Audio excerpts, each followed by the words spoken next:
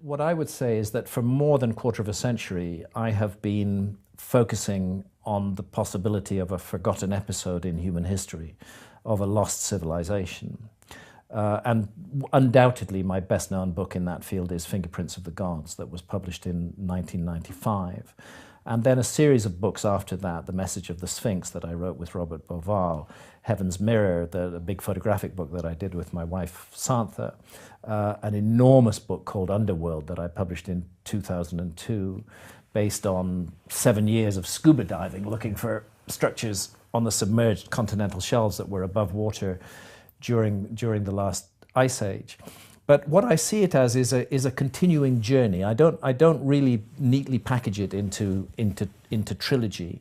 My previous book, Magicians of the Gods, was headlined by my publishers as the sequel to Fingerprints of the Gods, and I think that's fair enough, because that was taking a global frame of reference and looking at all the new information that had come out since 1995. For example, in Fingerprints of the Gods in 1995, I made a very clear statement that my evidence suggested very strongly that there had been a global cataclysm somewhere around 12,500 years ago, 10,500 BC.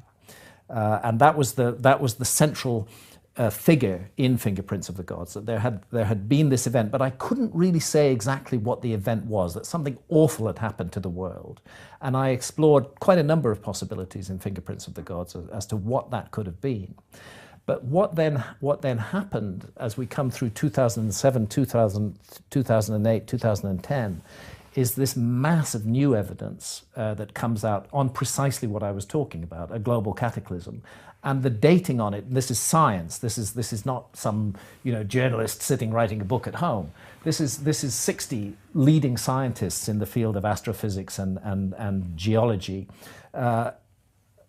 very strongly and firmly presenting evidence of a global cataclysm caused by a comet impact 12,800 years ago. So I was 300 years out in the estimate that I put forward in Fingerprints of the Gods in 1995. And more than 10 years later, science comes back with new information. So I don't see it so much in terms of a sequel as more in terms of following the evidence where it leads. And when the evidence starts to mount and becomes overwhelming, then I will do a book on it. And I remember you saying before that with every year, we're finding out that things are older than we thought they were. All the time. And it always seems to be confirming a lot of what you've been talking about. I have been blessed in this way. In the same period of time, because if you had done your research 50 years ago, maybe this wouldn't have been happening. It would not have been happening, no. And perhaps it would have been impossible for me to do that research 50 years ago. But what happened is that really in 1995, I was treated by the scientific community as this total outsider. How dare he speak about this? He knows nothing about this. We are the experts, and he's wrong. What's happened since 1995 is that the evidence, drip by drip, has kept on coming in that actually validates what I was saying before. That there are missing episodes in the human story. A huge development was the site of Göbekli Tepe in Turkey, along with others like John Anthony West and Robert Schoch. I'd been arguing for a long time that the Sphinx is much older than it's supposed to be, that we're looking at a 12,000-year-old monument, not a 4,500-year-old monument. And the response of the skeptical community to that was, but if there was a civilization capable of creating something like the Sphinx 12,000 years ago, then they must have created other monuments. And we don't see any big monuments from 12,000 years ago. And therefore, the Sphinx must be the age we say it is. And then what happens?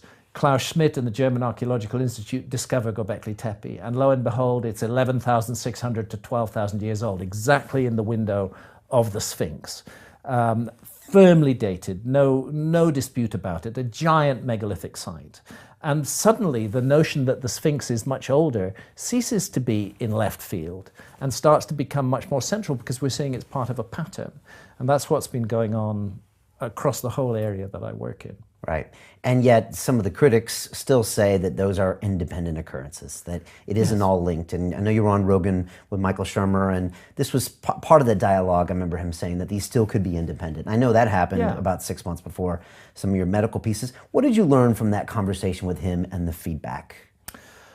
Well, first of all, it helped me to understand that in dealing with history, and particularly in dealing with prehistory, there is a difference, because history is based primarily upon written documents, and prehistory you're dealing with objects, artifacts that are dug up out of the ground. I began to realize how ideological this is, that actually when I'm dealing with academics, with archaeologists or professional skeptics of any kind, I'm dealing with people who already have an ideological position. And that ideological position is confronted by the position I take. So in an ideological war, what you try to do is to destroy your opponent in any way, fair or foul. And it's helped me to understand that there is an ideological war over our past.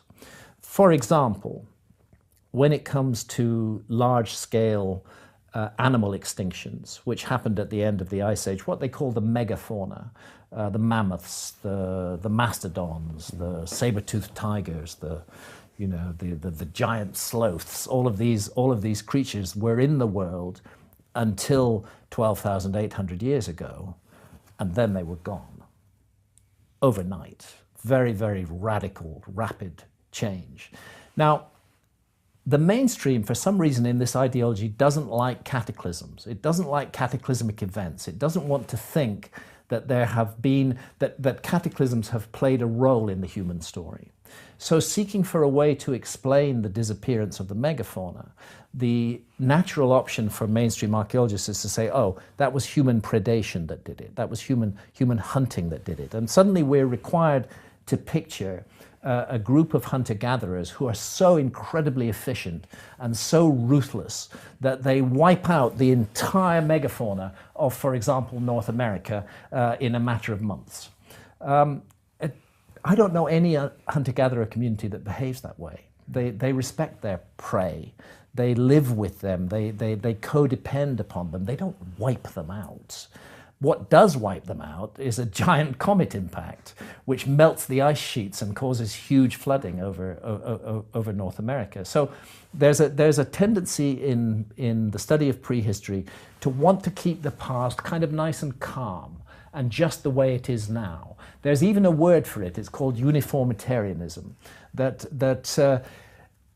it's a doctrine that things should have unfolded in the past, much in the way that we see them unfolding now. So if we don't have any giant cataclysms happening in the earth now, then there wouldn't have been any cataclysms in the past. And yeah, we know about the dinosaurs and they were made extinct by an asteroid, but that was 65 million years ago. Surely within the human story, there's been no such thing. And as a result, scholars who attempt to investigate the possibility of a past cataclysm often find themselves in the crosshairs of very vicious attacks from their colleagues, as though somehow they're upsetting the apple cart in some way, and as though we shouldn't think about these things. I don't think that it's deliberate, planned censorship. Right. I think it's the mindset of the individuals who we have entrusted with interpreting our history for us. And that is a mindset that is troubled by cataclysms. It doesn't want them to have happened, whether consciously or subconsciously, and looks for other reasons to explain why things are the way they are. Yeah, it's important you say that, because it's not, in your mind, that conspiracy. It's I just don't think so. A natural tendency for them to shy away from these things. Yes. Because also, keeping things in the status quo keeps everything Yes. the way it should be. Yes. Keeps them in their same jobs, their institutions alive. Absolutely. And so they just naturally become uncomfortable Yeah. and resist when they hear these new theories. Very much so. And this is a classic example that I go into in this new book of archaeology going radically, drastically wrong. And it's partly connected to that so-called overkill theory, where the megafauna were supposedly wiped out by this ruthless hunter-gatherer population. And it's an archaeological theory called Clovis first. and it dominated American archaeology for 50 years. The notion, there's a culture that archaeologists call the Clovis culture. We don't know what they call themselves. They're called the Clovis culture because what's called the type site, the classic site that they were at, is near the town of Clovis, New Mexico, in a place called Blackwater Draw, near Clovis, New Mexico. And apparently the archaeologists needed to go to Clovis to get beer, so they called it the Clovis culture. Okay. And this Clovis culture, there's no evidence of it in North America before 13,600 years ago. It flourishes for about 800 years, and 12,800 years ago, it vanishes completely from the picture. The position of archaeology for 50 years is those were the first human beings to enter America. No human beings entered the Americas before 13,600 years ago. And those are the same archaeologists who repeatedly called me a pseudoscientist or a pseudo-archaeologist for suggesting other possibilities. But lo and behold, what do we find? Round about 2010 onwards, the evidence becomes overwhelming that Clovis was not first at all, not first by even a tiny margin, a huge margin, first by a huge margin, not 25,000, 35,000, 50,000. As part of the research for this book, I went to the San Diego Natural History Museum and interviewed Dr. Tom Desmarais, who's the chief paleontologist there. The reason I interviewed him was because he'd just had an extraordinary paper published in Nature in April 2017. And that paper documents human presence in North America 130,000 years ago. That's 10 times as old as the Clovis culture. And all archaeologists admit this now, that the Clovis first was a mistake. They got it wrong, completely wrong. Human beings have been in America for much longer than that. But what they don't comment upon is the careers that were ruined as a result. People like Jacques Saint-Mars, who excavated Bluefish Caves in the Yukon. He had his career literally ripped to shreds by his colleagues because he was proposing humans in America 25,000 years ago. He had his research funding withdrawn. He could only continue on his own buck. Nobody was supporting him, but he was right. He was right, and this happens again and again. So when archaeologists of that type say, you know, Hancock is a pseudoscientist, I say, hang on a minute, you guys are the pseudoscientists. You guys sold us Clovis first for 50 years. You guys withdrew funding from research that might have exposed that lie earlier. You wouldn't let it happen. And that's not right. It shouldn't be that way. Archaeologists should not take the view that they have got a firm and fixed picture of the past, because actually we know so little about the past. They should always be saying this is our provisional position, but we are open to other possibilities. Because if they don't say that, those other possibilities are going to come along and kick them in the ass pretty soon. And that's what's happened with Clovis first. And Clovis first is not a small matter, because if human beings have been in the Americas for 130,000 years instead of for 13,000 years, why, there's 100,000 plus years that archaeologists just haven't looked at because of their preconceived notion that there was going to be nothing to find.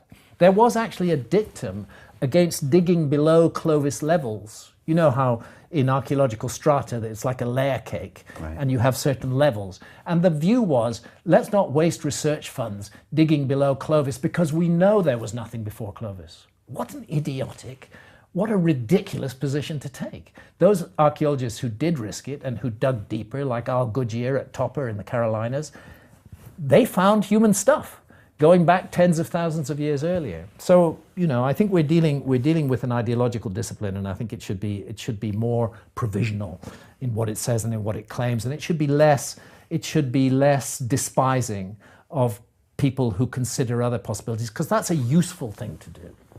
It's useful to consider other possibilities, even if they're wrong. Science should never get locked in a narrow channel and say everything outside the bounds of this channel is not subject to investigation. It's really a mistake. I mean, I was surprised when you went to America with this book, because I thought, what's in America? You know, and because of all of the assumptions I had made and what I had been taught as a kid, the narrative was simple. As little as I knew that there was nothing else there exactly. to talk This was the view, and this is why America is so is so interesting, because what we have in the Americas, North and South America, is a gigantic landmass, enormously rich in resources. Just the kind of place where a civilization could emerge. And then you take the Ice Age and you recognize that for very long periods the Americas were cut off from the rest of the world, but yet incredibly rich in resources. So now we know that there were human beings there from 130,000 years ago, and we know that archaeologists haven't been looking at what they were doing. Now's the time to ask, what were they doing? What was going on in the Americas in that time? And again, a need for archaeologists to be more humble. How much have they really looked at? Take the Mississippi Valley civilization, which plays an important role in this book. The famous sites are sites like Cahokia or Poverty Point, or the Ohio sites such as High Bank and Newark. Amazing, huge geometrical earthworks, absolutely stunning. But the trouble is that in the 18th and 19th and 20th centuries, there was massive, large-scale destruction of these ancient monuments. They were not considered to be worth preserving. The needs of agriculture and industry were more important. So what we can say is that round about 90% of the monuments that were in the Mississippi Valley in, say, 1700 are gone now. They're not there. So archaeologists, in drawing their conclusions about that culture, are drawing it on a tiny fraction that's randomly left by chance from the mass-scale wipeout that was caused. And then when the archaeologists come to it with preconceived ideas about what sort of culture it should be, that's another form of censorship that imposes itself upon the past. We should let the past speak for itself. And was that just human destruction without people thinking about it? Why were they Well, destroyed? I mean, first of all, there was the view. Things have changed. We live in a different world today. But America in the 18th and 19th centuries was in an aggressively expansionist, expanding westward, and that involved taking the land of the indigenous inhabitants. Right. Well, if you're going to take away, tens of millions of acres from people and stuff them somewhere else, then you need a good excuse to do so. So what you do is you depict them as savages, and you say that actually we're doing them a favor.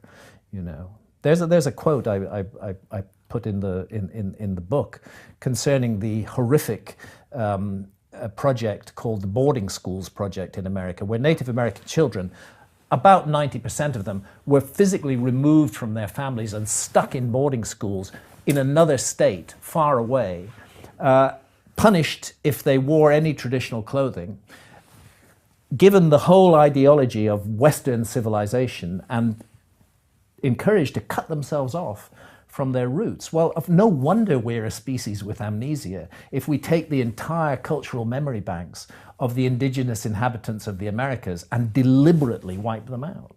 Yeah. And so what are some of the things that we're going to learn from reading this book? What are some of the new insights about both North and South America that we might have just previously assumed what I did? There's not much happening there, not much we can learn. Yes. Well, there's a whole range of things, actually. The first and most important issue to understand, and I've really done a great deal of work on this, is that North America was at the epicenter of a humongous global cataclysm. And it was particularly bad because it was a comet. The evidence is really compelling on this. Now, there are people who are proposing alternatives. One thing nobody disagrees on anymore is that there was a cataclysm 12,800 years ago. The best case, as far as I'm concerned, is the comet case, and we have a group of more than 60 leading scientists who are making that case very, very strongly in the pages of all the mainstream journals. But we have to consider the nature of that cataclysm. It was very, very odd. At that time, North America had been, and the world actually, had been emerging from the Ice Age for several thousand years. The world had been getting warmer. The ice sheets had been getting shallower. If they were, let's say, 2 miles deep at 21,000 years ago, they were about a mile deep or less by 12,800 years ago. So the world was warming up. And then something radical happens. You get a massive deep freeze that descends on the planet. So the planet goes back into the coldest of the Ice Age, suddenly, literally overnight. And you get at the same time this massive die-off of animal species. And very weirdly, you get a rise in sea level. Now, normally, in an episode of freezing, you would not expect the sea level to rise. What you'd expect that extra water to do is to reform as ice on the existing continental ice caps, but it doesn't. You get a sudden spike, a very rapid spike in sea level right at the beginning of this event. That's very, very puzzling.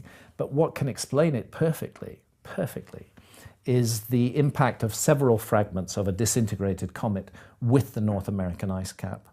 The heat and the shock generated by those impacts releases enormous floods of meltwater, which go where? They pour primarily into the Atlantic Ocean, and there they stop the Gulf Stream in its tracks. The Gulf Stream is part of the central heating system of our planet. It keeps the planet warm. It's part of a global meridional oceanic circulation that goes on, taking warm water from the tropics, bringing it up to the north, putting it down, bringing it round again. It stopped completely for about 1,200 years at the beginning of this episode. And that was caused by that release of meltwater, which is measured in the sea level rise that we see at that time. Recently, just recently, there's been news of the discovery of a very large crater in Greenland, actually 32 kilometers wide. It's been discovered with remote sensing. I read about that. And actually, a lot of the evidence for the cataclysmic event that took place 12,800 years ago does come from Greenland. Why? Because they have had permanent ice cover in Greenland for hundreds of thousands of years, right through to today.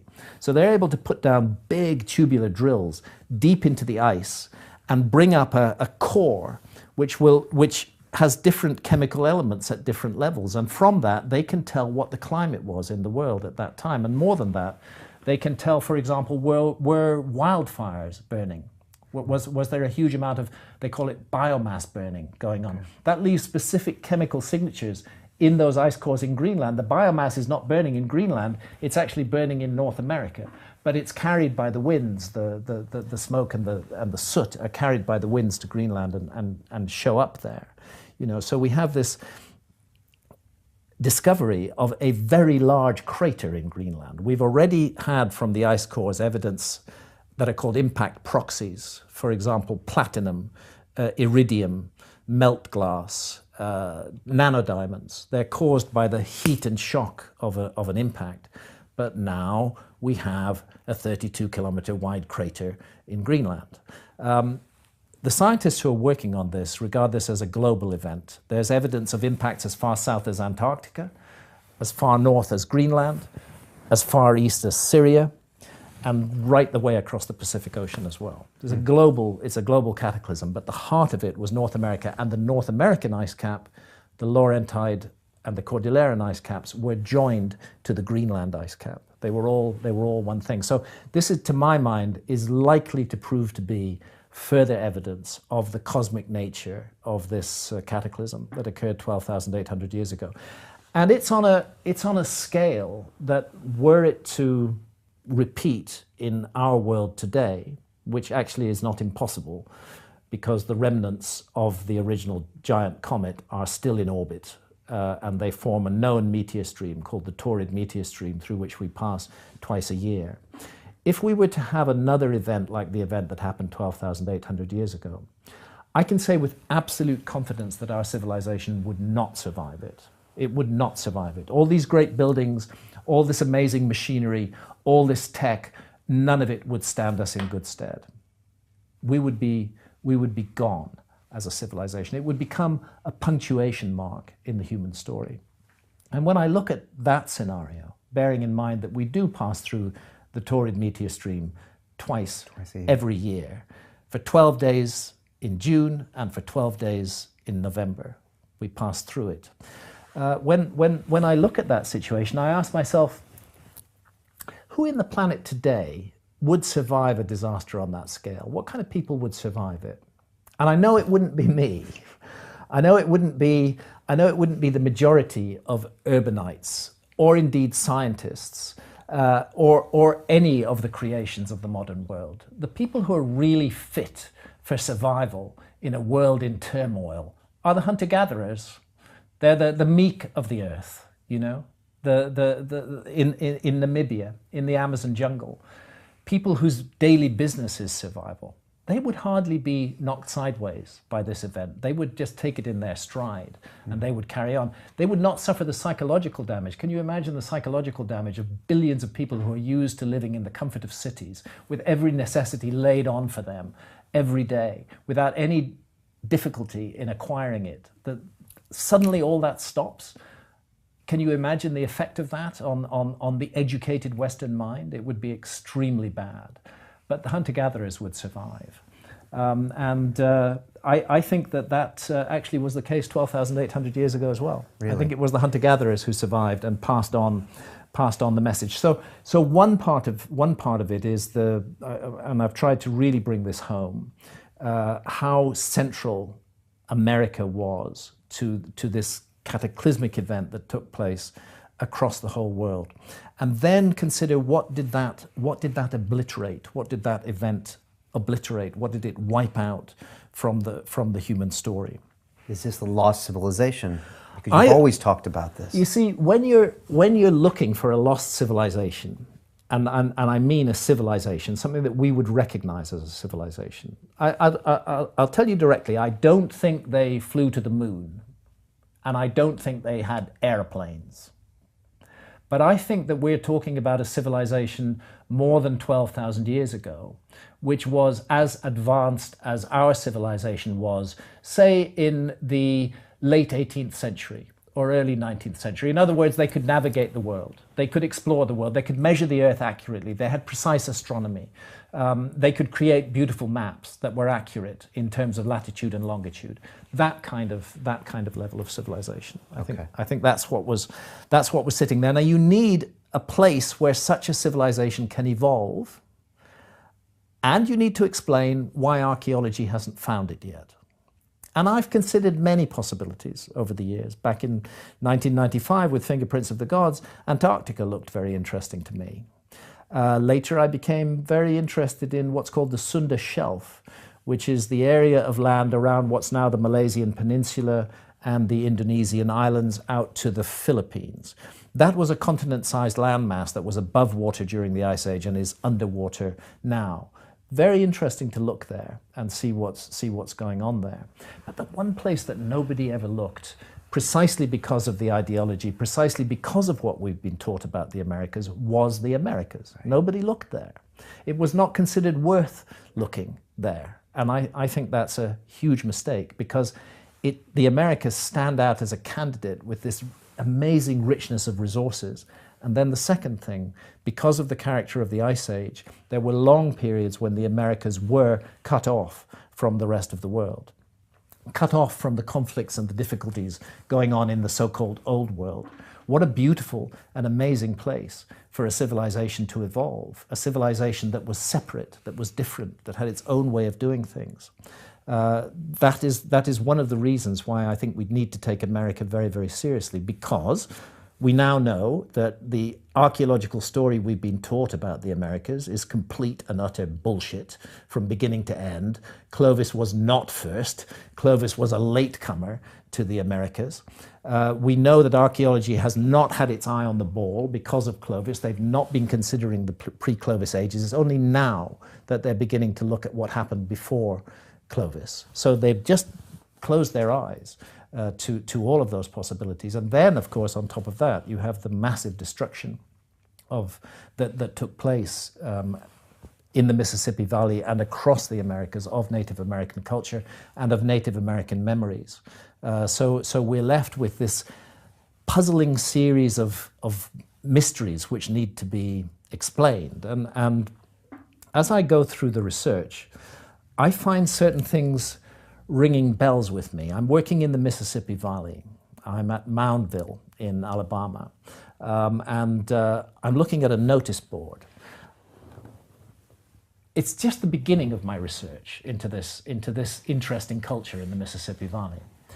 And the notice board has been put up by the site, and they're telling us about the site. And what they say is that the whole site was about afterlife beliefs, and that it was believed that on death, the soul of the deceased would ascend to the constellation of Orion, and then would pass through the constellation of Orion to the Milky Way, and then would make a journey along the Milky Way where it would face trials and tribulations and be judged on its behavior during life.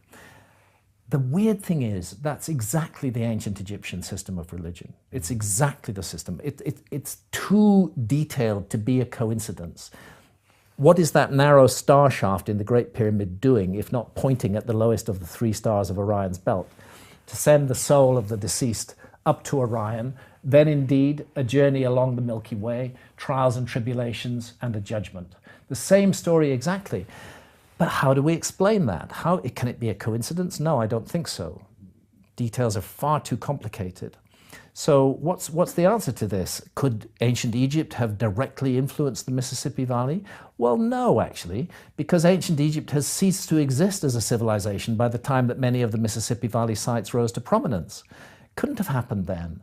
The conclusion I come to is that what we're looking at in both areas, in ancient Egypt and in the Mississippi Valley, is a legacy of ideas from a remote common source, which actually influenced cultures all around the world. And it's why we find these astonishing similarities. I think a deliberate effort was made by the survivors of that cataclysm, those who came from the lost civilization. A deliberate effort was made by them to try to restart their civilization. And they used the hunter-gatherers with whom they coexisted in the world at that time as their seedbed to try to plant and re-establish these ideas. And that's why we find the same ideas cropping up all around the world in cultures that definitely were not in contact with one another. And trying to explain it by direct contact doesn't work. What does work is going far back, 12,000 plus years back, going right back to that time